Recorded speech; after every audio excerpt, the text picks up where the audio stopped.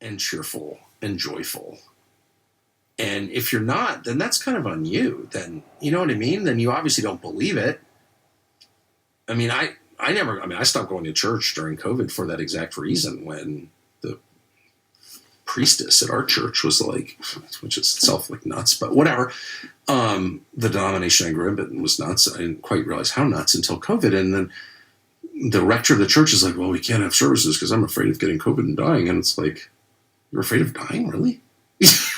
You're afraid? Their whole religion was not to be afraid of dying. Like, the whole point of our religion is we don't need to be afraid of dying. Like, what's the other point? I don't know. Do we have another point? I think that is the point.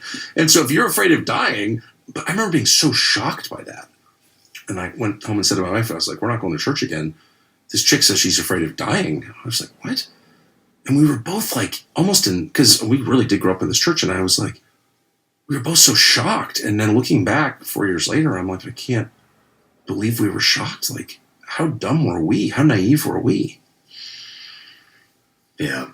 Of course, people are deceptive but lies are always exposed, like, in the end, and they're not going to win.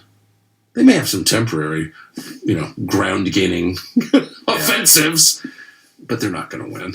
Yeah. And so I do think that should be a marker. If you're looking at who to believe, who to put your confidence in, not your faith. Put your faith in no man, but your confidence.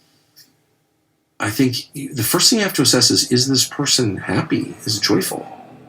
Because if he's not, he's clearly on the wrong path. He's following a lie, knowingly or not. Like, I think it's a fair way to assess.